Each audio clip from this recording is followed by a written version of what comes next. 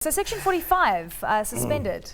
I remember when I was young, which was before you were born, there was a product called Salusa 45, which was like before the days of Viagra. So it sounds as though phasing out Section 45 and bringing back Salusa 45 has a similar impact. MTN subscribers increasing to 150 million across all 21 territories, and still saying that most revenue is coming from the voice section as opposed to data, but that is increasing too. Yeah, look, it wasn't a particularly positive kind of tone that was being adopted there. I mean, they were talking about margins remaining quite firm, but they were alluding to competition on the ground in Nigeria in particular.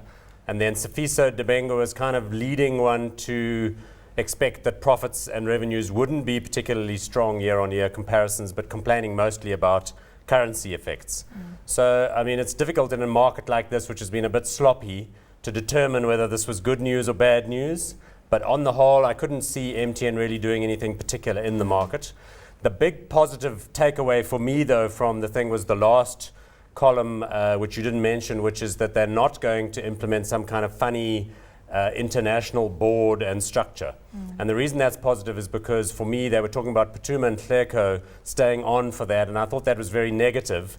Even though we love Putuma, the fact that he was going to kind of hang around in some semi-non-executive capacity, I was taking as a negative. So positive on that score.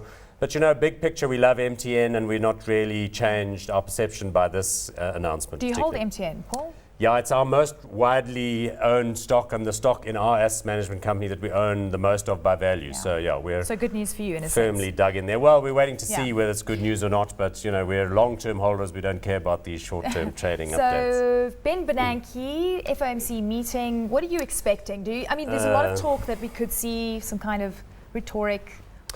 I'm not really expecting anything much. I'm expecting them just to say that they're waiting for the recovery and that they expect rates will remain low for the foreseeable future, all that usual blah-de-blah.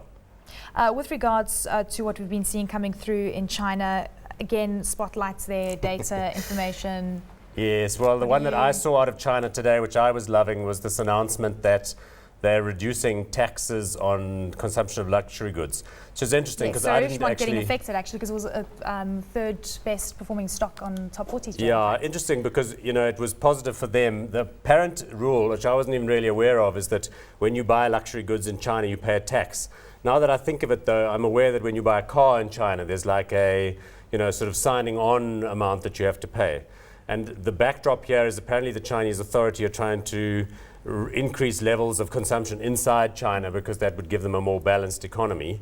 So net, this sounds like a positive thing. Apparently most Chinese people that buy luxury goods like wristwatches and handbags do so when they're traveling. You know, when they're like, you know, on a tour to go and look at the Leaning Tower of Pisa. Are you going to be doing a travel to China soon to get yourself a wristwatch? No, I'm not in the wristwatch market right now, but I'm very encouraged as a Richemont shareholder that they're looking at doing these kinds of things. And yeah, positive for Richemont moving up higher.